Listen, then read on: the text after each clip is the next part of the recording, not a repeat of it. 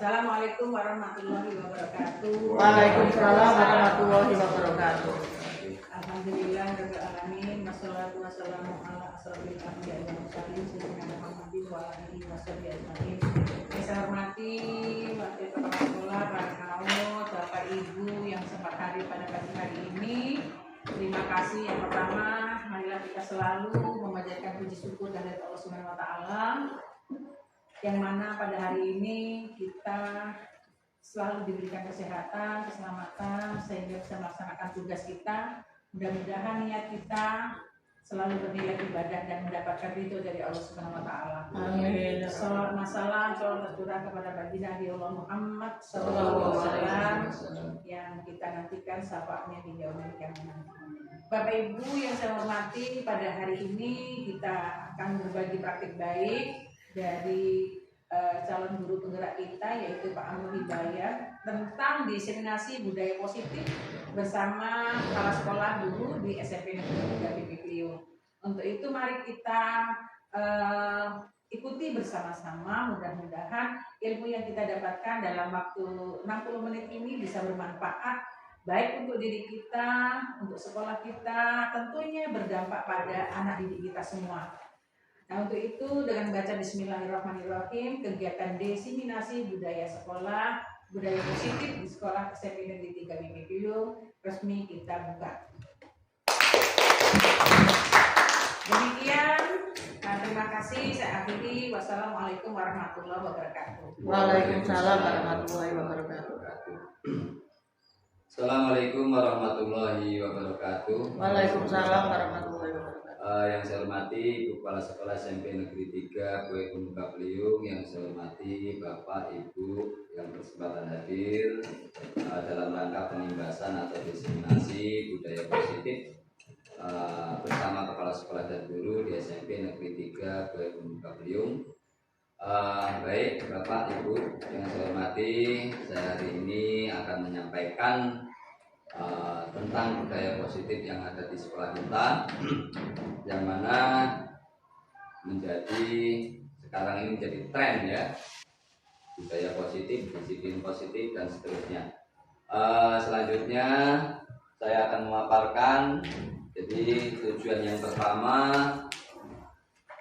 kita yaitu guru dapat memahami budaya positif, disiplin positif, dasar kebutuhan manusia, motivasi perilaku, teori kontrol dan restitusi, keyakinan kelas dan segitiga restitusi. Kemudian guru dapat mempraktekkan cara membuat keyakinan kelas. Jadi materi kita sangat banyak Bapak Ibu dan harus disampaikan dalam waktu kurang lebih 60 menit. Jadi izin nanti saya akan menyampaikan setidaknya kurang lebih 30 menit untuk menyampaikan materi ini. Kemudian kita sedikit belajar bagaimana membuat keyakinan kelas di kelas nantinya yang akan kita praktekkan bersama-sama, kita uji cobakan di sini. Ini materi kita, yaitu perubahan paradigma, kemudian disiplin positif, kebutuhan dasar manusia, kemudian motivasi perilaku manusia, posisi kontrol dan restitusi, keyakinan kelas, segitiga restitusi. Saya kira seperti Bu Umu, kemudian Bu Rini selaku guru BK, saya yakin sudah istilahnya pernah menerima materi seperti ini katanya. Nah, ini perubahan paradigmanya itu sekarang tidak hanya guru BK, tapi seluruh guru hendaknya bisa memahami ini semuanya. Bapak Ibu, kita lanjutkan materi yang pertama tentang perubahan paradigma. Ki Hajar Dewantara dan budaya positif. Bahwasanya Ki Hajar Dewantara itu memberikan suatu gambaran bahwasanya kita itu seperti menanam padi, seorang petani yang menanam padi. Kita ambil contoh perbandingannya dengan hidup tumbuh-tumbuhan seorang petani. Dalam hakikatnya sama kewajibannya dengan seorang pendidik yang menanam padi, misalnya hanya dapat menuntun tumbuhnya padi, ia dapat memperbaiki kondisi tanah, memelihara tanaman padi, memberikan pupuk dan air, membasmi ulat-ulat atau jamur yang mengganggu hidup tanaman padi dan lain sebagainya. Artinya, ya, jadi pendidikan juga sama. Artinya menuntun tumbuh kembangnya kodrat manusia ya Bapak Ibu ya. Jadi kita itu mengupayakan bagaimana mengkondisikan lingkungan agar sesuai dengan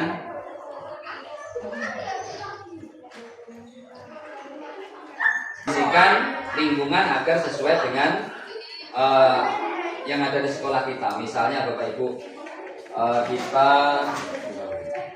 menghargai ya, taruhlah Bapak Ibu guru ini dalam kehidupan di lingkungan kita ini ada saling menghormati, saling menghargai. Nah ini akan menjadi sebuah karakter di sekolah kita sehingga karakter ini bisa dibiasakan. Begitu juga dengan sekolah di lingkungan anak-anak seperti itu.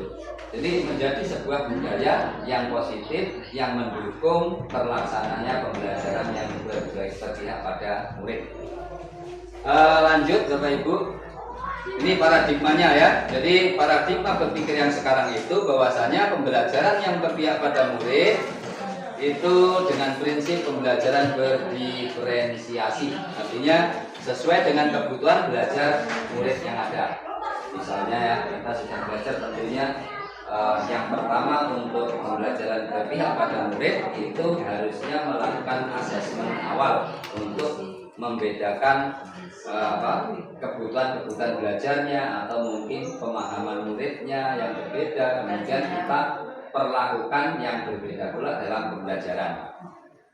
Lanjut, guru sebagai fasilitator dalam pembelajaran. Guru mengupayakan lingkungan belajar yang aman, nyaman, mendukung pembelajaran. Tentu saja Bapak Ibu ya, semuanya kita usahakan, kita bekerja seperti ini dalam rangka mengupayakan lingkungan yang aman dan nyaman sehingga mendukung pembelajaran berpihak pada murid. Contoh saja kita sudah melaksanakan proyek penguatan profil pelajar Pancasila tentang bullying, kemudian anti narkoba. Itu adalah upaya-upaya kita untuk mengupayakan lingkungan yang sesuai dengan kebutuhan aman, nyaman dan kondusif untuk pembelajaran. Selanjutnya, apa itu disiplin positif?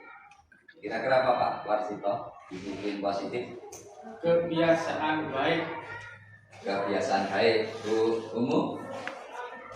kebiasaan atau perilaku yang baik yang di sana menjadi aturan yang nantinya itu dilaksanakan sehingga menjadi sesuatu yang nantinya akan berubah menjadi lebih baik.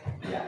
Jadi benar apa yang disampaikan oleh Pak Warsito dengan Bu Umu bahwa yang namanya disiplin positif itu pasti kita sudah terbayang dengan peraturan dan hukuman ya, atau aturan dengan konsekuensi.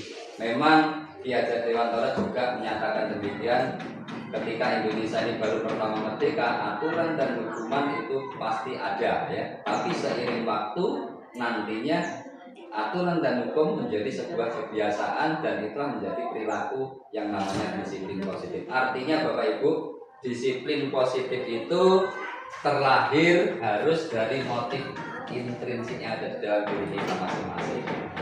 Ya seperti itu. Kalau bisa anak-anak ini sudah terbiasa memang sesuai dengan nilai-nilai yang dia pegang sendiri, kemudian menjadi sebuah kebiasaan dan karakter yang baik bagi mereka dan sekolah kita.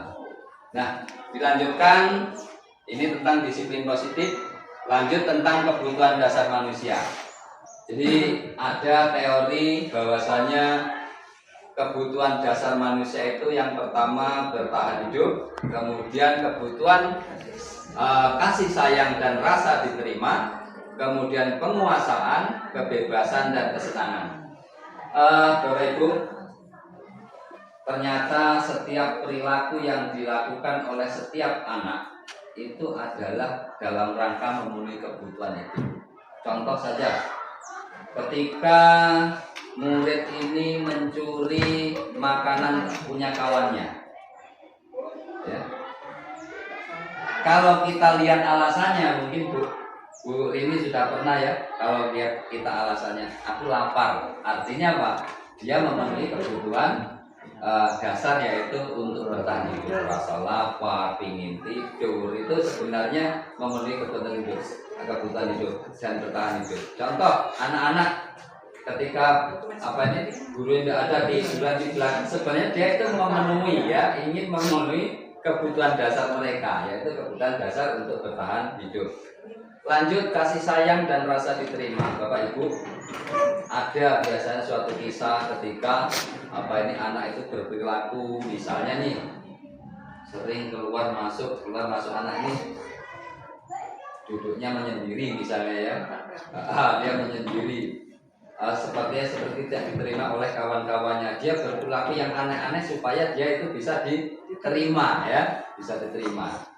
Kemarin diceritakan ada ya, yang namanya Ita ini, karena rasa keinginan untuk diterima itu kurang, dia itu sering keluar masuk ke WC ya, akhirnya menjadi bahan tertawan. Justru dia mendapat bahan tertawan itu dia senang sekali dengan ditertawakan oleh kawan-kawannya seperti itu. Rupanya ada rasa ingin diterima oleh kelompoknya, sehingga dia beralasan seperti itu terus.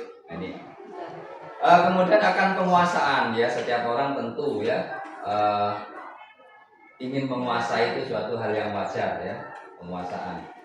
Kemudian kebebasan ya, kebebasan untuk memilih terutama Bapak Ibu ya. Suatu contoh ini dicontohkan juga suatu kasus ya, ketika kita mengajar anak ini aduh tak aduh ya, tidak peduli, malah ngobrol dengan kawan-kawannya. Nah, ketika ditegur juga tetap seperti itu. Rupanya dia punya keinginan, ternyata guru ini mengajarnya monoton seperti itu, terpalek, istilahnya bosan dia, ingin yang lainnya. Itu untuk memenuhi kebutuhan penguasaan, kebebasan. Kemudian kesenangan Bapak Ibu. Ini dicontohkan juga, misal ini ada seseorang mencuri ya, mengambil makanan bekal kawannya, kemudian ditanyai, alasannya begini, saya lihat kalau saya curi bekalnya itu anaknya kelihatan lucu Pak ya, gitu ya. Artinya apa? Kebutuhan akan kesenangan itu memang tidak terpenuhi. Jadi bagaimana seorang guru itu harus memahami motif ya, motif intrinsik dari kebutuhan dasar tersebut. Nah, kalau sudah ketemu motifnya, barulah kita tangani anak ini mau diapakan seperti itu. Jadi tugas kita ini Bu ya. Jadi yang pertama bertahan hidup, kasih sayang, rasa diterima, penguasaan, kebebasan dan kesenangan. Nah ini lanjut ke motivasi perilaku manusia Bapak Ibu. Ada yang pertama, motif yang pertama menghindari dari ketidaknyamanan, mendapatkan penghargaan, menghargai kebajikan diri. Kira-kira yang paling bagus yang mana? Menghargai nilai kebajikan diri. Yang paling tertinggi motifnya? Yang menghargai kebajikan diri. Nah, kira-kira sekolah kita itu anak-anak itu masih di level yang mana Bapak Ibu? 1. Menghindari diri dari ketidaknyamanan. Kebanyakan dari kita, murid-murid kita ini. Yang pertama ya, rata-rata ya, motivasi intrinsik itu murid melakukan disiplin diri karena ia takut dihukum ya. Mungkin paling banyak rata-rata di sekolah, tidak hanya di tempat kita, rata-rata seperti itu. Kemudian level yang kedua mendapatkan penghargaan. Nah ini mendapatkan penghargaan. Jadi kita dulu pernah belajar Bu ya, penghargaan itu ya apa ya, dalam efek jangka pendek itu memang bagus, tapi dalam jangka panjang itu nanti ada penghargaan di sebuah hukuman ya, macam-macam itu. Ini kemudian yang paling bagus sebenarnya adalah seorang melakukan sesuatu itu karena nilai kebajikan yang ada dalam diri. Contoh saja Bapak Ibu, kebajikan yang paling refleks sajalah ya.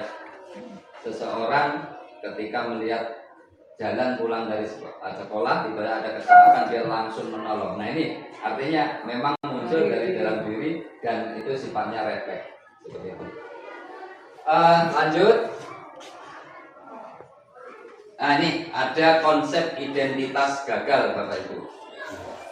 Ada hukuman dan penghargaan. Ini kita juga sudah belajar di PSP juga itu ya tentang penghargaan dan hukuman. Hukuman itu menyebabkan seseorang merasa tidak nyaman, kemudian murid merasa takut, benar ya Bu ya. Kemudian memaksa, bersifat memaksa biasanya murid menyembunyikan kesalahan, kebanyakan, kemudian murid menjadi rendah diri, ya Bapak Ibu ya. Kemudian penampilan seorang penghukum itu seperti apa kira-kira kalau Bapak Ibu guru merasakan? Pasti jengkatan suaranya keras, lantang ya Bu ya. wajahnya seram, Menyeramkan, terus apa tangannya mungkin dari wah ya, bisa saja begini apa namanya? gerakan tangannya keras. Ya seperti itulah ya. Itu Gaya watak sebagai penghukum biasanya seperti itu. Nah, kemudian identitas gagal yang kedua itu adalah penghargaan. Tadi saya bilang bahwa penghargaan dalam jangka pendek itu memang bagus, tapi dalam jangka panjang sifatnya pertama tidak efektif, ya. Apakah benar atau enggak, ya. Kemudian merusak hubungan, ya. Yakin, misalnya saya selalu memberikan penghargaan kepada Pak Warsito, saudara Pak Warsito berkawan dengan Pak Narno. Pak Narno ini kadang malah merasa turun ya. Kemudian mematikan kreativitas. Suatu contoh ini Bapak Ibu, kita berkelompok, kemudian diberi tugas ya, kemudian yang cepat mengumpulkan akan diberi hadiah oleh kita ya. Pasti kreativitasnya menurun. Alah penting segera kumpul ya. Soal bagus tidaknya menurun ini. Pasti itu. Dalam jangka pendek mungkin, dalam jangka panjang akan buruk menjadi sebuah kebiasaan. Kemudian merampas hak menghargai dirinya. Itu salah satu ilusi bahwa penghargaan itu kurang efektif dalam belajar. Lalu penghargaan seperti apa yang bagus Bapak Ibu? Apa kira-kira apa sebenarnya? Pujian. Lengkap mungkin dengan kata-kata ya. Ya. Kemudian dengan apa lagi? Ya itulah ya. Apresiasi lah ya, apresiasi dalam bentuk. Tapi ada Bapak Ibu penghargaan yang bagus itu adalah penghargaan apabila orang itu yang diberi penghargaan itu perannya adalah meningkatkan kawan-kawannya untuk bisa menghargai dirinya. Satu contoh nih misalnya Bapak Ibu ya, saya ini satu ketua kelompok ya, kemudian kawan-kawan ini setelah saya pimpin menjadi lebih bagus lagi ya, bisa menghargai diri, bisa memunculkan motif intrinsik. Ini saya juga penghargaan bagus karena akan berefek pada yang lainnya. Salah satu contoh penghargaan atau nominasi pecinta lingkungan, nah, seperti itu boleh ya, boleh. Tapi kalau yang hanya tidak punya peran, tidak penting perannya, diberi penghargaan kurang bagus secara individual maksudnya. Lanjut Pak Ibu, motivasi perilaku yang tadi sudah nih.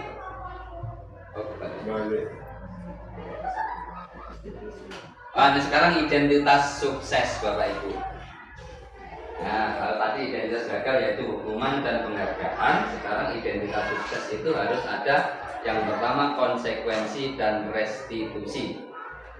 Nah konsekuensi ya adalah penguatan jangka pendek. Dua, perlu monitoring berkelanjutan. Stimulus respon murid menghormati peraturan. Kemudian kehilangan waktu untuk merenungi kesalahan. Bapak Ibu, kita di sekolah itu di kelas sudah punya peraturan kelas ya Bapak Ibu ya. Saya yakin peraturan kelas itu walaupun mungkin tercatat atau tidak tercatat sudah ada konsekuensinya. Misalnya anak ini tidak piket, pasti dalam kesepakatan kelas itu hukumannya apa sudah ada ya. Nah peraturan yang jelas, hukuman yang sudah jadi namanya konsekuensi, ya, konsekuensi yang disepakati bersama. Nah, fungsinya guru apa? Yakin sebagai pemantau Bapak Ibu di situ. Ketika anak datang ya, kenapa tidak piket? Kan aturannya piket ya. Lalu kalau tidak piket konsekuensi apa nak? Ya, saya harus membersihkan ini lingkungan sekolah ya. Jadi konsekuensi itu biasanya apa ya? Tidak melenceng jauh Bu. Ya, dari tugas yang ada. Misalnya tidak mengerjakan PR, konsekuensinya apa?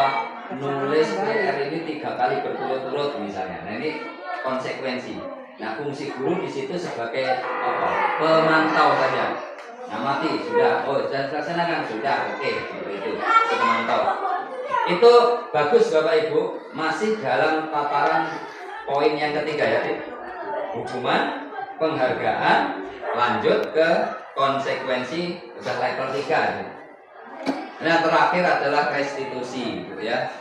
Jadi kalau restitusi itu sudah level yang paling tinggi, guru itu perannya sebagai manajer. Artinya bagaimana misalnya guru ini tahu lebih dalam motif yang ada di dalamnya, kemudian bisa membangun kepercayaan dirinya, nilai-nilai apa nih yang diyakininya sehingga dia aktif ya. Misalnya nih kita tidak perlu istilahnya memberikan hukuman ketika anak ini berbuat salah, misalnya berkelahi, kemudian kita pancing-pancing pembicaraan, kemudian iya Pak saya itu merasa salah, saya mau minta maaf. Nah itu keluar dari dirinya sendiri, bukan kita kamu harus minta maaf seperti itu, tapi muncul dari dalam diri mereka melalui mungkin sebuah komunikasi yang panjang ya Bu ini ya, dari awal sampai akhir mungkin tidak hanya 1/4 jam tadi pasti itu,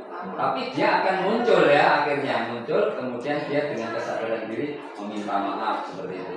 Jadi yang paling akhir hendaknya sebenarnya guru itu punya kemampuan untuk mempraktekkan restitusi ini sebagai seorang manajer. Nah, kemudian kalau konsekuensi biasanya di bawahnya, tapi memang ya harus ada ya aturan dulu ketika kita membuat restitusi. Nggak ada aturannya ya nggak jelas kita kan itu ya. Ini tadi sudah, kembali. Nah ini Bu, apa itu restitusi? Jadi restitusi adalah proses menciptakan kondisi bagi murid untuk memperbaiki kesalahan mereka sehingga mereka kembali pada kelompok mereka dengan karakter yang lebih kuat, kata dosen 2004. Nah, ada Bu yang namanya segitiga restitusi, langkah-langkahnya. Yang pertama itu menstabilkan identitas, yang kedua itu adalah validasi keyakinan, tindakan, dan terakhir menanyakan keyakinan. Misalnya nih Bapak Ibu, Dion ini salah ya, berkelahi ya. Pasti kita harus pertama menstabilkan identitas. Artinya dia itu sekarang ini posisinya ketika kita suruh masuk ke ruangan BK ya, atau ruangan kantor kita, bertemu kita, identitas ini seorang gagal dia ya. Seorang yang merasa masih gagal. Nah, kita stabilkan piye ceritanya. Biar ya, dia mengungkapkan ceritanya dulu ya. Oh gitu ya, berarti kita mungkin memberi dukungan seolah memberi dukungan. Ya wajar lah kamu seperti marah ya, gitu ya. Artinya menstabilkan dari sini. Nah, kemudian validasi tindakan ya. Memvalidasi tindakannya. Tindakan yang tadinya seolah-olah dia merasa gagal kan terbangun karena mendapat dukungan dari wajar seperti itu ya, pasti ada yang kamu pertaruhkan gitu ya. Nah kemudian hubungkan dengan keyakinan kelas gitu ya. Coba kita berpikir dulu keyakinan kelas kita itu apa sih gitu ya. Misalnya keyakinan kelas kita yaitu menghormati dan menghargai kawan-kawan Pak. Oke, kira-kira nih tindakanmu itu benar enggak menghargai dan menghormati orang lain enggak gitu kan? Tidak Pak, seharusnya seperti apa gitu kan artinya. Iya saya itu harusnya begini. Nah yang suruh bermimpi dia, Bu. Kira-kira nih, kalau suasana itu saling menghormati, menghargai di kelas, itu akan terjadi seperti apa? Wah, tentunya enggak, Pak. Nah, sekarang silakan apa ini? Bagaimana cara kamu untuk memperbaiki dirinya? Nah, seperti itu ya, membangun keyakinan. Oh ya Pak, saya mau minta maaf. Oke, langsung ditanyakan waktunya, Bu. Kira-kira kapan nak kalian itu bisa meminta maaf? Hari ini misalnya. Jadi ada jalannya ya Bu ya. Pertama, menstabilkan identitas seorang yang tadinya masih gagal ya, kemudian menjadi percaya karena kita seolah-olah membantu dan mendukung.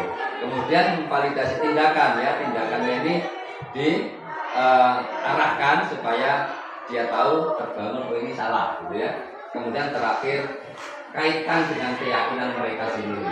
Nanti kalau sudah dia tahu saya punya usaha untuk memperbaiki diri, bisa minta maaf, baru tanyakan kapan gitu ya, tanyakan kapan. Seperti itu kira-kira. Lanjut ini sudah. Ini Bu ya. Contoh nih perbedaan murid. Perbedaan. Contohnya adalah murid tidak mengerjakan PR. Kalau hukuman kira-kira ya, guru menghukum siswa tersebut dengan hormat bendera selama 10 menit ya. Murid menjadi takut. Intinya seperti itu kalau hukuman. Kemudian kalau konsekuensi, guru memberikan konsekuensi untuk mengerjakan PR 3 kali lipat ya. Guru tegas dan murid menghormati peraturan. Nah, ini sifatnya sebagai seorang pemantau seperti ini. Kemudian restitusi, guru menanyakan keyakinan kelas mereka, kemudian membantu menyelesaikan permasalahannya, dan guru terbuka, siswa menghormati dirinya dan orang lain. Jadi bedanya seperti itu. Jadi tingkatan yang paling tinggi seharusnya restitusi.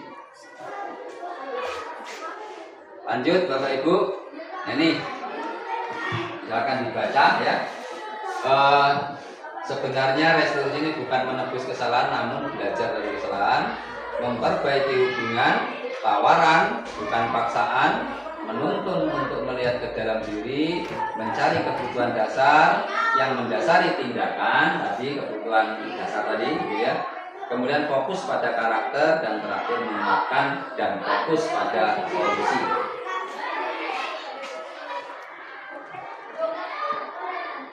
Sama ya. Posisi kontrol Bapak Ibu. Nah, ini yang seru. Ini dalam diskusi selalu menjadi hal yang seru untuk diperdebatkan.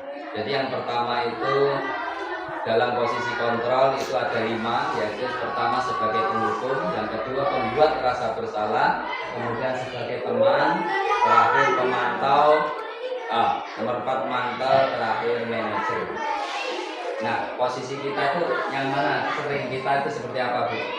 Yang sering kita laksanakan sebagai penghukum,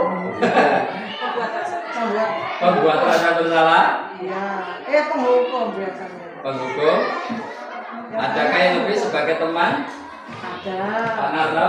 Bisa ya. Bisa. Sebagai pemantau? Ketika anak ini, ayo hukum apa nih? Aturannya apa? Konsekuensinya apa? Sekarang laksanakan. Nah, itu pemantau. Nanti tak kontrol lagi, tak cek. Nah, itu ya. Itu pemantau. Nah, ini perilakunya beda-beda Bapak Ibu ya. Kalau penghukum biasanya orang yang tegas ya. Tegas. Omongannya apa? Pembicaranya lantang ya. Kemudian aku lagi malang kerik. Gitu seperti itu. Matanya melotot. Keren gitu ya. Kemudian kalau pembuat rasa bersalah, Bu, kira-kira dikte. Terus ini mungkin ya, kalau pembuat rasa bersalah orangnya seperti apa? Perilaku dulu, karakter dulu. Pembuat rasa bersalah. Misalnya nih gini ya, nak, yo meneng toh ya, yo nggak enak loh, saya sama ibu dulu, tapi saya menggantikan sumu, kayak gitu ya, seolah-olah memelas tapi sebenarnya apa ya, meminta dia menyalahkan ya. Nah, sehingga anak itu merasa bersalah, ya Allah aku nggak enak sama bu ilmu gitu kan. Kemudian teman, kalau teman itu ya sering seperti teman ya, dengan biasa, ayo kita perbaiki bersama-sama. Nah, ujung-ujungnya kalau teman itu memperbaiki kesalahan bersama-sama, guru dan murid, ada kolaborasi, ya bagus. Tetapi Bapak Ibu, itu motifnya masih ekstrinsik. Misalnya saya ini dengan Dion ya, ayo Dion kita kerjakan bareng-bareng seperti itu. Seolah-olah Dion itu merasa kita itu temannya ya. Nah, akhirnya apa? Motifnya tetap intrinsik. Kalau ada saya dia semangat. Tapi ketika diajar oleh Pak Wasito atau Pak Narno, dia akan menurun motivasinya karena sebagai teman, tidak sebagai teman.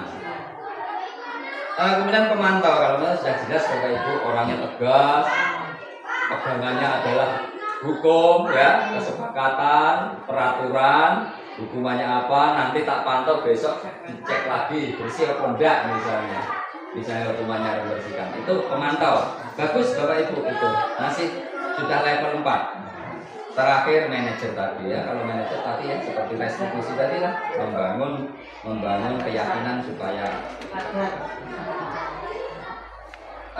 lanjut ke nah, ini seperti ini perkataan-perkataan sebagai penghukum, atau lagi membuat rasa bersalah teman, pemantau dan manajer. Nih, berapa kali guru harus memberitahu kamu, nah, terus ya, terus seolah-olah tuh anak tuh merasa bersalah besar ya kepada guru. Nah ini keyakinan kelas Bapak Ibu, apa beda keyakinan kelas dengan peraturan kelas Bapak Ibu? kalau peraturan itu sudah ditetapkan dulu oleh guru, tapi kalau misalnya yang keyakinan diambil dari anak-anak, kira-kira apa hukuman yang pantas kalau melakukan kesalahan ini. Nah dia yang apa itu membuat sendiri sesuai dengan kesepakatan. Bedanya apa Pak? Keyakinan dengan peraturan atau kesepakatan? Keyakinan itu dari diri kita sendiri. Ya. Nah, di dalam kalau peraturan ada orang yang membuatnya. Ya, ada kesepakatan bersama. Kesepakatan ya.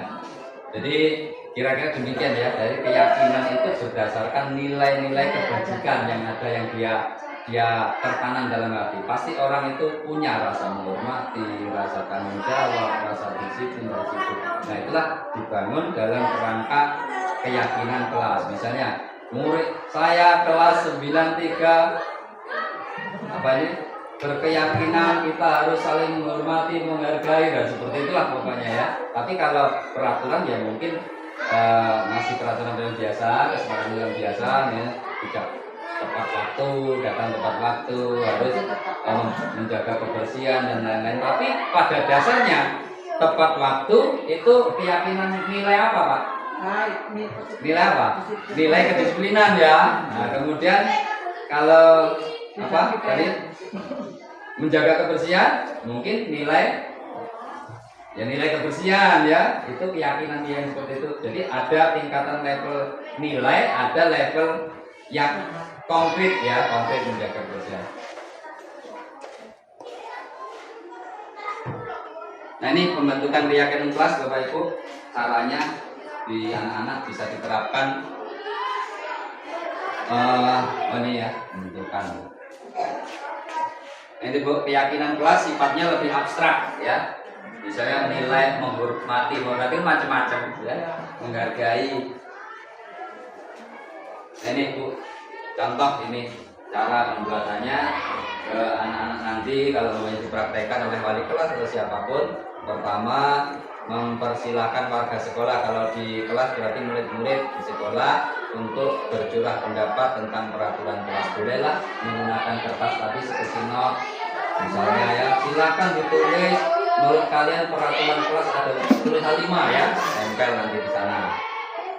Kemudian mencatat semua masukan, boleh mencatat di papan tulis, boleh kalau sudah ada kertas.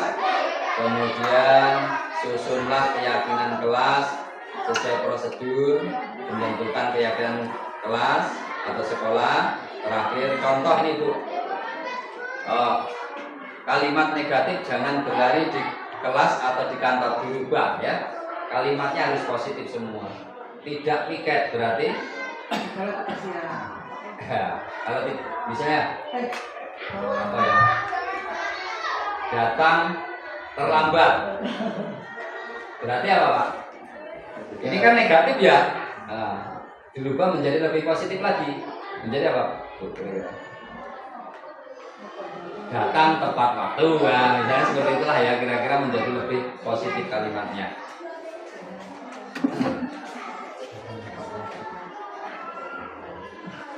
Pembentukan keyakinan kelas sama ya. Jadi nanti diseleksi Pak, Bapak Ibu. Ya misalnya aturan banyak, anak-anak ditulis bukan tulis diseleksi. Oh ini keyakinan kelas, ini peraturan kelas, dipisah-pisahkan jadilah nanti kerangka ditempel menjadi keyakinan kelas dan peraturan kelas. Bapak Ibu, kita akan mempraktekkan langsung tentang pembentukan keyakinan kelas. Silakan Bapak Ibu dibagi, ditulis peraturan kelas apa ini masing-masing 55 atau 33 dan nanti kita kelompokkan bersama-sama. Ini membuat takaran apa? Ya pokoknya entah itu berat campur lah ya Bapak Ibu ya, campur. Nanti kita tempelkan di depan.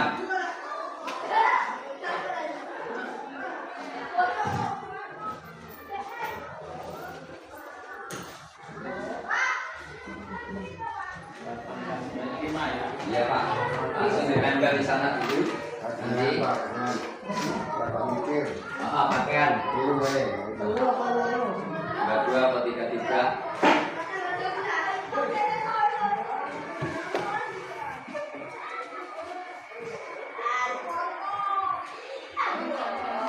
Iya Bu, terserah Bu, ada yang negatif Bu. Kita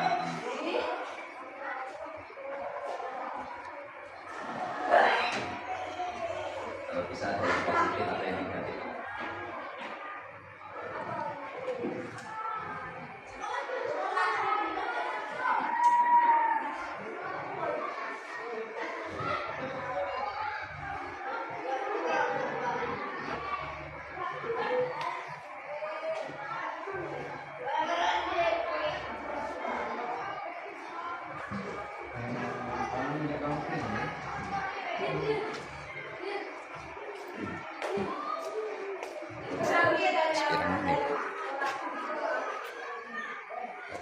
Ya.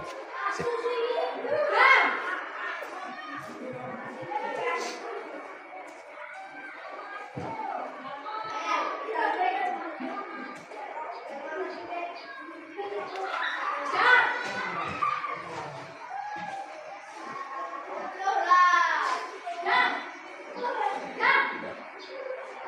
Kalau negatif ya, katanya nggak boleh nanti yang negatif. Ya. Mulai negatif. Sementara waktu itu ada yang negatif, waktu itu nanti kita belajar. Dibalik nanti. Ya, masalah. Ya, kalau anak-anak kan mungkin kita nggak tahu, dia nggak tahu kan. Ya, positif harus campur lah.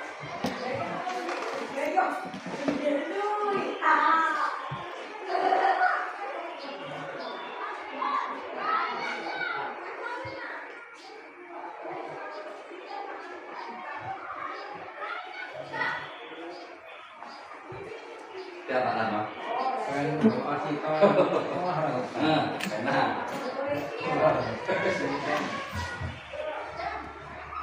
Awal cek mikir wakai benar deh.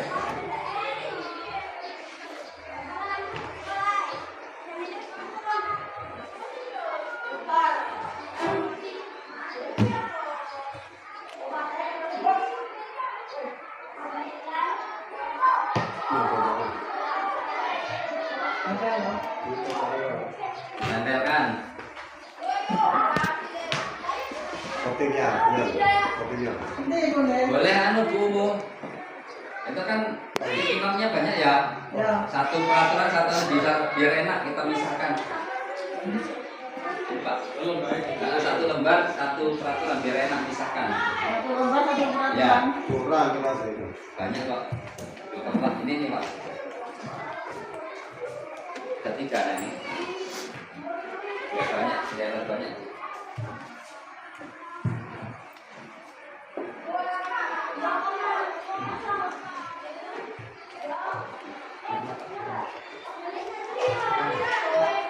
Satu peraturan, satu Betul. kertas lah.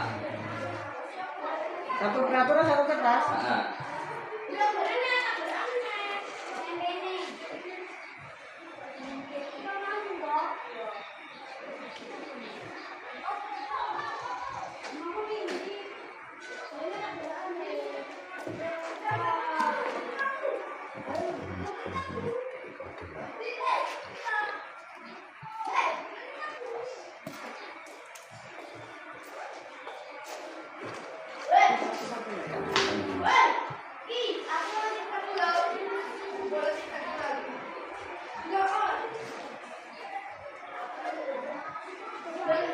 Ya.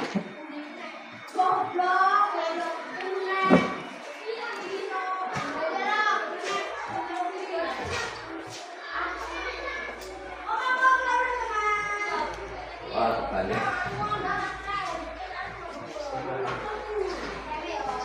Paskan lene, ya miring. Ketulisannya.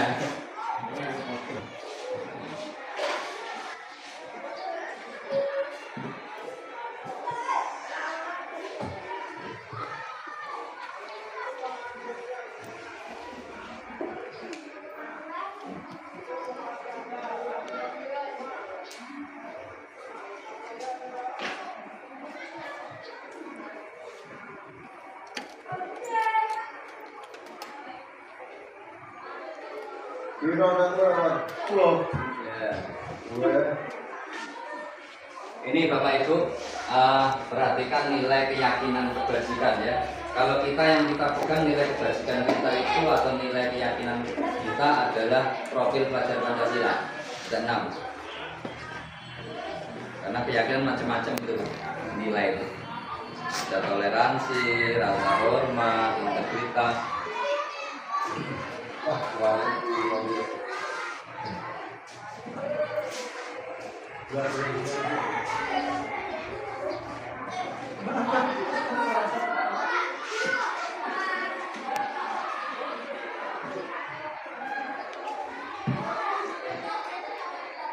lengket sih. Lengket apa?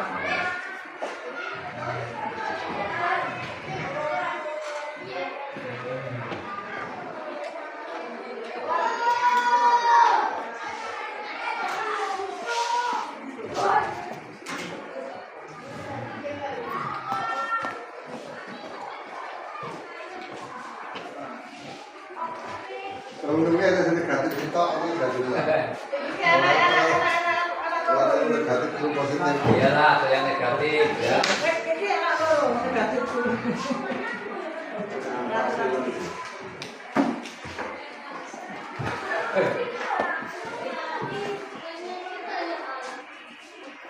Oke. Nah,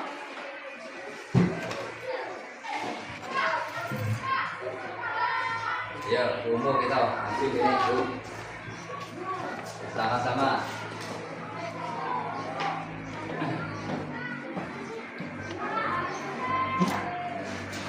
Baik Bapak Ibu, mari kita bersama-sama kita konfirmasi ini Bu ya, peraturan-peraturan kelas yang sudah istilahnya dicatat oleh Bapak Ibu.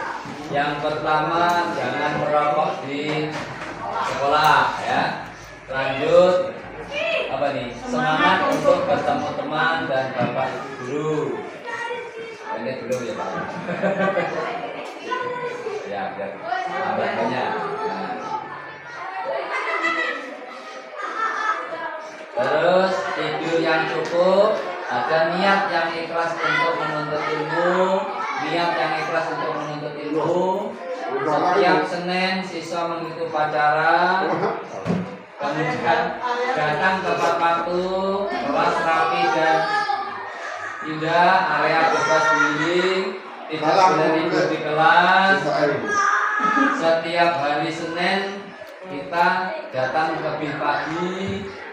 Keyakinan kelas ya, tepat waktu, disiplin, lingkungan yang belajar yang aman, peduli dan empati. Kemudian peraturan salah satu jujur dan bertanggung jawab, menghargai proses belajar, menjaga kebersihan lingkungan. Terus siswa wajib hadir di kelas 5 menit sebelum pelajaran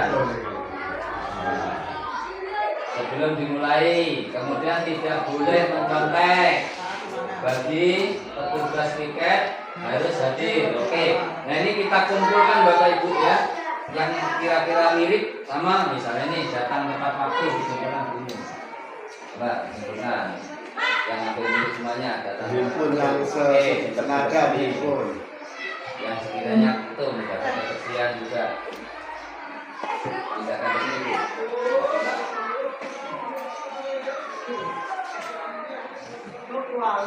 Artinya yang sekiranya hampir sama ya konteksnya itu dipisahkan, Senaga sendiri ya, gitu ya. Ini datang lebih pagi ya. Nah, ini datang lebih pagi, tempelkan di sini. Kemudian apa lagi? Itu piket ya. Suaranya aktif nggak suaranya?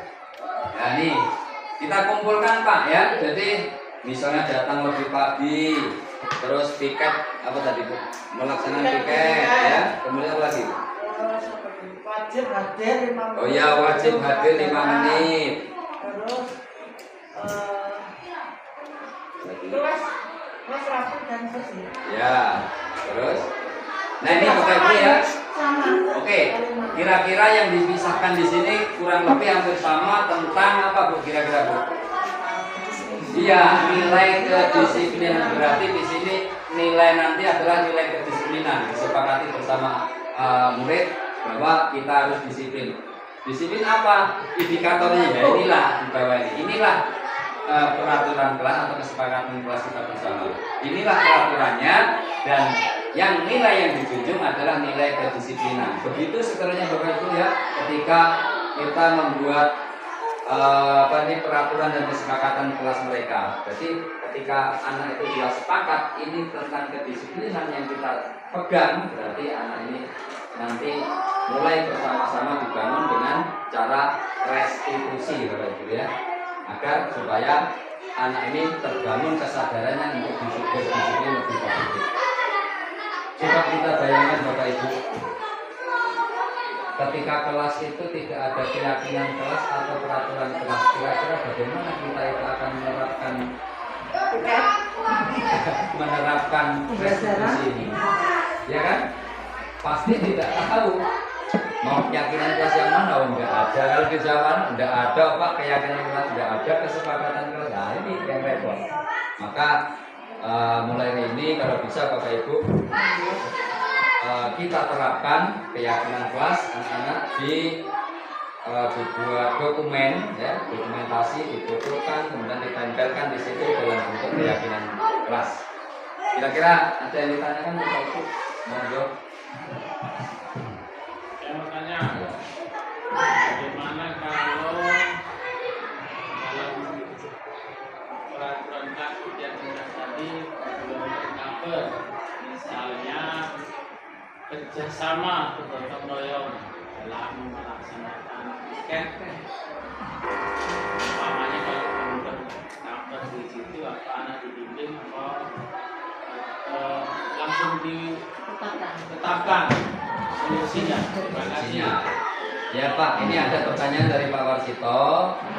Mungkin kita menginginkan dalam piket itu ada kerjasama atau gotong royong atau kolaborasi lah ya Bapak Ibu ya. Sedangkan di situ nilai yang kita tetapkan hanya kedisiplinan saja ya. Nah, ini kira-kira bagaimana Bapak Ibu? Ya tetap kita maksudnya kita itu menanyakan nanti kira-kira yang tidak gotong royong itu apa yang mereka lakukan nantinya setelah nggak ikut. Nah itu nanti berarti setelah itu kan mereka akhirnya sadar, oh ya lah aku nggak gotong royong harus ini melakukan ikut sendiri apa gitu. Jadi ya tetap kita musyawarahkan di kelas. Ya, Bu. Jadi menurut saya nih ya, jadi pertama kita harus mengenalkan ini dulu, nilai apa ya, nilai kebajikan universal ini namanya ya. Kalau yang kita yakini kebajikan universal, tujuan pendidikan adalah profil pelajar Pancasila ya. Apa itu? Beriman, bertakwa, mandiri, bernalar kritis, kebinaan global, gotong royong, kreatif.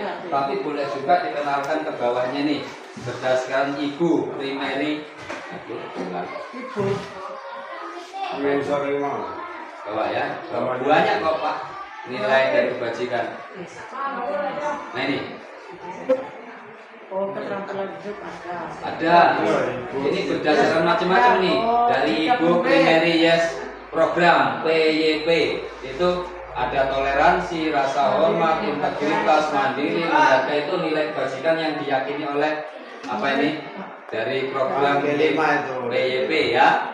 Kemudian ada dari 9 pilar karakter Indonesia Heritage Foundation ya. Ada cinta Tuhan ya.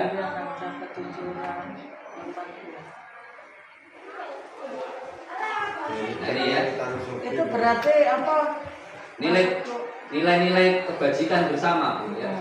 Nah ini cinta Tuhan, kemandirian, kejujuran, hormat, dermawan, suka menolong, gotong dan seterusnya ya. Macam-macam. Jadi kita yang paling penting adalah profil pelajaran nilai kebajikan dalam visi pendidikan Indonesia. Tapi yang lain boleh sebagai apa ya? Referensi ya. Jadi ketika kita misalnya tadi sudah dikelompokkan ya, saya yakin guru harus bisa mengembangkan selain disiplin apalagi nak gitu ya. Iya. Nah, ya kan? Tidak cukup satu. Tidak cukup satu. Harus ditambah. Oh iya Pak, kerjasama atau gotong royong karena ya terus tambahkan lagi. Mungkin ada lagi nak yang lain itu dari nilai positif dari apa ya? Dari kelompok yang tadi tentang disiplin ya, tepat waktu. Nah, kemudian kalimatnya dibenerin lagi Bapak Ibu ya, yang tadinya tidak piket menjadi mungkin ya melaksanakan piket ya sesuai jadwal. Nah, itu lebih sifatnya lebih positif Bapak Ibu ya. Kemudian begitu seterusnya kita kumpulkan. Nah, sekarang buat kalimatnya Bapak Ibu seperti ini kira-kira. Kalimatnya aduh hilang.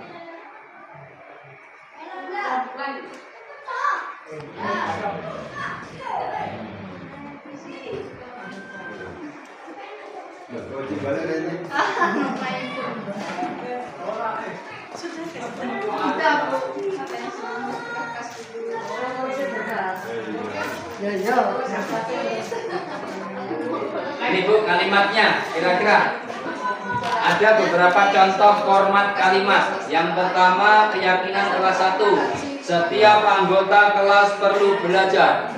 Ya bolehlah seperti itu ya. Setiap anggota kelas perlu senang. Setiap anggota kelas perlu melakukan tugas dan seterusnya, ada seperti itu. Ada yang keyakinan kelas 5. Semangat.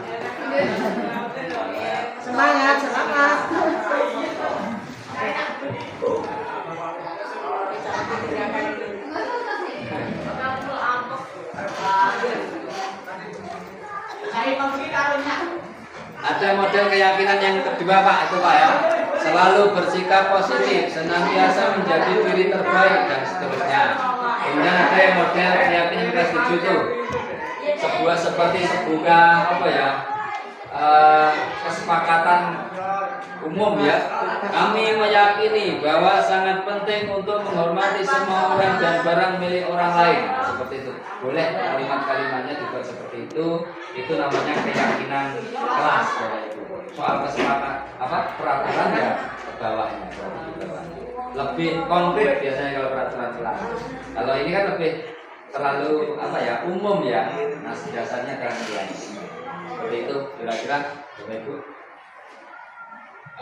yang bisa mungkin saya sampaikan dalam budaya positif ini seperti ini kemarin, ini tahun yang lalu, Iya. kita sudah buat keyakinan kelas bersama anak-anak. Nah ini ditempelkan seperti ini, kemudian kita konfirmasi jawaban mereka mana yang termasuk Senada. disiplin umum ya, mana yang termasuk mungkin menjagakan, kumpulkan semuanya, kita konfirmasi anak. Ternyata anak juga merasa senang.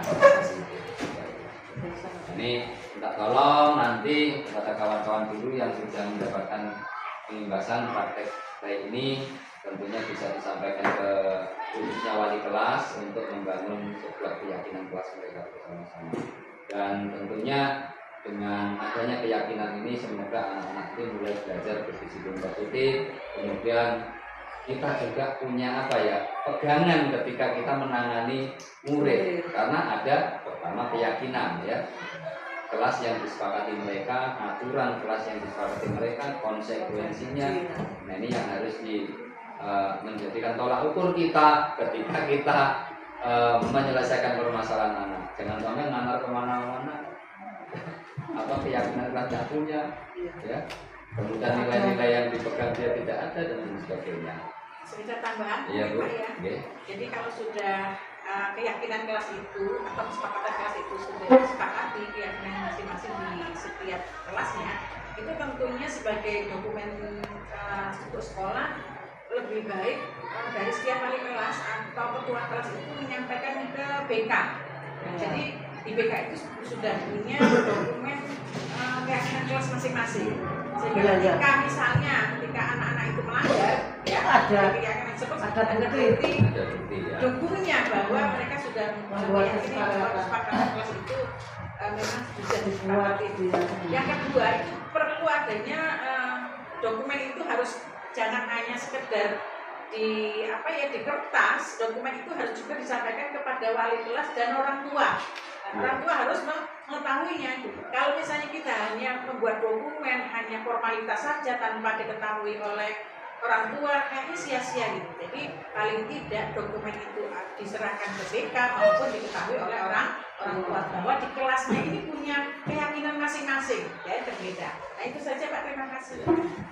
Terima kasih Ibu Janiar sudah memberikan penguatan kepada kita ya. Intinya jangan sampai kesepakatan di kelas kita itu hanya sebuah dokumen saja ya. Kalau bisa pertama disampaikan ke guru BK supaya menjadi pegangan dari guru BK. Yang kedua tentunya melibatkan warga sekolah lain, tidak hanya guru dan murid tetapi juga warga sekolah, disampaikan ke warga sekolah atau wali murid dan lain sebagainya supaya menjadi kesepakatan umum bersama ya, pada akhirnya menjadi tolak ukur kita ketika kita menangani permasalahan-permasalahan seperti ini. Mungkin ada yang ditanyakan untuk satu terakhir. Saya Pak, ini ya Pak, kita itu kadang membuat konsekuensi itu kan kita itu diarahkan untuk hal-hal yang tidak ibaratnya secara fisik, tapi anak-anak itu kalau kita kasih pilihan sering memilih yang kalah hukuman fisik. Itu yang saya tidak istilahnya nggak sejalan ya dengan apa yang kita pikirkan. Karena kalau disuruh mengerjakan tugas lagi itu dia malah berat, malah mending lari, ibaratnya berdiri di situ. Nah itu loh kadang-kadang kami tuh merasa tidak sejalan dengan apa yang menjadi tujuan dari sekolah penggerak ini. Jadi gimana caranya supaya anak-anak ini aku dikasih pilihan ini loh konsekuensinya yang baik, janganlah pilih itu karena mereka itu malas kerjakan lagi, akhirnya balik berapa kali. Nah gimana itu? Ya, benar sekali Bu. Ini juga menjadi perdebatan ya kemarin di ruang kolaborasi dalam diskusi seperti itu. Anak itu malah memilih seperti itu, kata Fasil itu ya. Memang tidak mudah ya untuk mempraktekkan seperti ini, apalagi kita harus sebagai manajer ya. Tapi setidaknya sudah ada dalam hati kita niat ya untuk mempraktekkan restitusi ini dan kita sebagai manajer. Memang ya tidak membolehkan Sudah seperti balikkan telapak tangan saja. Karena pertama ada faktor keluarga ya. Ya. Ada yang bertanya juga Bu ya, Pak. Tapi keluarganya tuh seperti ini begini, aduh susah ya. Tapi itu ya itulah ya yang dikatakan apa ini murid itu memang unik ya dengan segala karakteristiknya. Mungkin ketika kita menegaskan, menyelesaikan masalah di sini, di sana juga beda lagi. Ketika kita menuntut untuk berakhlak mulia di rumah, Seperti itu. orang tua tidak mendukung. Ketika anak ini berkata-kata ya dibiarkan saja, ya seperti ini. Jadi apa ya, perlunya kolaborasi tadi orang tua, kemudian anak, murid, memang seperti itu. Kemudian ya itulah yang berlaku umum seperti kita ya, seperti dihukum senangnya ya Allah ya cuma fisik aja ya gitu ya. Inilah. Jadi upayakan jangan memberikan hukuman gitu ya.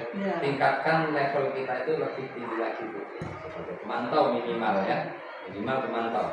Jadi ketika ada konsekuensi tertera di situ, aturannya di situ, ya kita apa ya, ya terapkan di situ ya, sesuaikan dengan itu.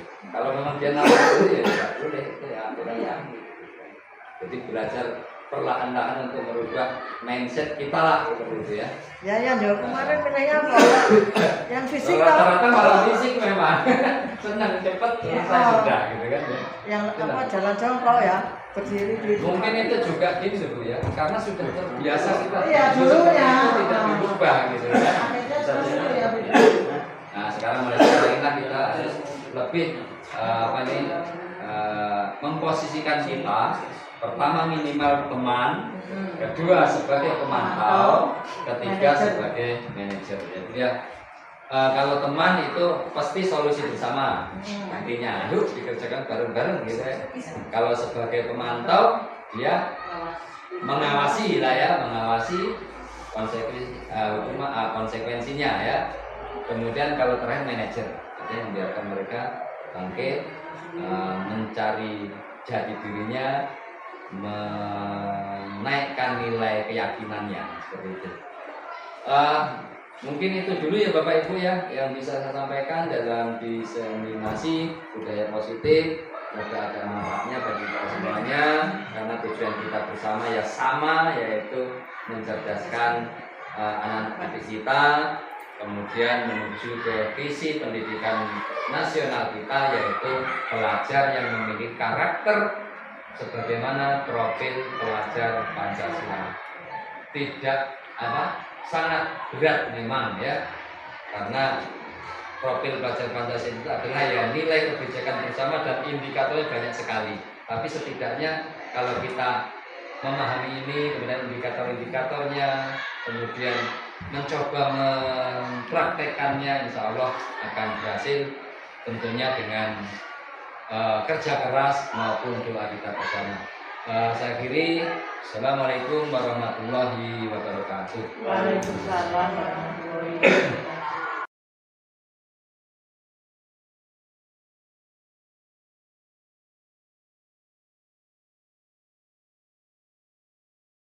Assalamualaikum warahmatullahi wabarakatuh. Saya akan melakukan sebuah refleksi bahwa dalam mengikuti diseminasi terkait dengan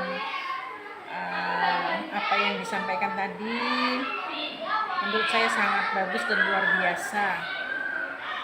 Karena pada dasarnya kami semua, khususnya saya sebagai kepala sekolah, itu sangat berterima kasih karena ini adalah hal-hal yang sangat baik untuk kemajuan sekolah kita. Karena apa? Di sekolah penggerak pada umumnya itu segala sesuatunya harus berdampak kepada peserta didik. Hal baru apa yang dapat dari kegiatan ini, bahwa dengan adanya segitiga restitusi ya tadi ya Pak ya, kesepakatan, keyakinan yang ditanamkan di kelasnya masing-masing, nah tentunya akan membuat peserta didik akan lebih tahu tentang apa yang harus ia lakukan dan apa yang harus tidak ia lakukan. Nah, tentunya rencana apa yang akan kita lakukan setelah mengikuti kegiatan ini? Rencana kami yang pertama tentunya Bapak Ibu Wali kelas beserta peserta didik itu harus melakukan sosialisasi. Setelah sosialisasi dengan peserta didik, baru melaksanakan apa yang akan dilaksanakan tentang kesepakatan kelasnya masing-masing.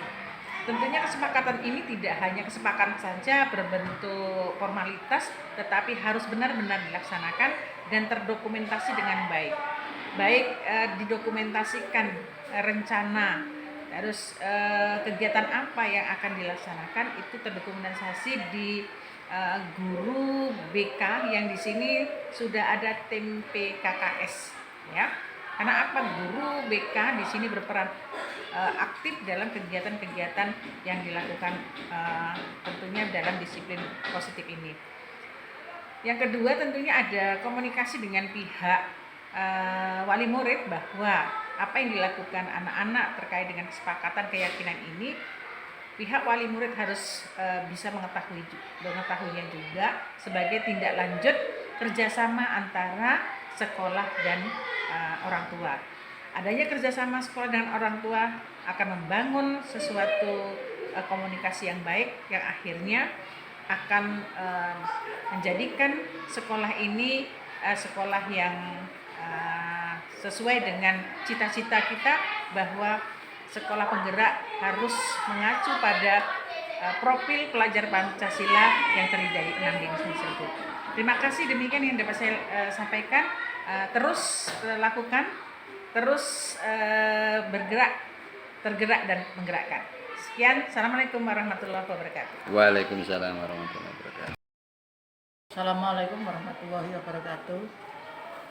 Saya akan memberikan refleksi tentang kegiatan yang saya ikuti, yaitu berupa refleksinya ada merasa sangat termotivasi, kemudian juga mendapatkan ilmu baru yang sangat bermanfaat bagi kami dalam hal untuk membuat ibaratnya disiplin positif di sekolah ini. Jadi setelah mengikuti kegiatan ini, saya mendapatkan hal baru tentang masalah restitusi yang intinya adalah membuat ibaratnya kesadaran bagi peserta didik untuk menggali nilai-nilai yang positif dari dirinya, sehingga nantinya itu pembelajaran ini atau konsekuensi yang terjadi pada perilaku-perilaku yang mungkin salah itu tidak sampai menyalahi aturan-aturan yang ada dalam pembelajaran di sekolah, sehingga nantinya itu anak-anak tidak merasa terpaksa, kemudian juga tidak merasa takut terhadap masalah-masalah yang terjadi, karena penyelesaiannya itu intinya adalah dari dalam dirinya dan bisa menggali nilai-nilai yang positif yang seharusnya timbul dari dirinya sendiri. Kemudian rencana yang akan saya lakukan adalah mempraktekkan dan berkolaborasi dengan kawan-kawan sejawat untuk melaksanakan kegiatan ini secepatnya. Jadi itu rencana yang akan saya lakukan. Mungkin juga menambah komunikasi dengan guru-guru lain sehingga nantinya itu bisa terlaksana dengan baik kegiatan yang akan saya lakukan, karena saya sebagai guru BK intinya informasi yang kami dapat dari guru-guru mata pelajaran dan wali kelas itu sangat kami butuhkan, sehingga apa yang nantinya kita ambil masalah keputusan-keputusan yang berkaitan dengan permasalahan yang terjadi pada siswa itu juga dari siswa itu sendiri penyelesaiannya. Itu saja, terima kasih. Assalamualaikum warahmatullahi wabarakatuh. Abdul.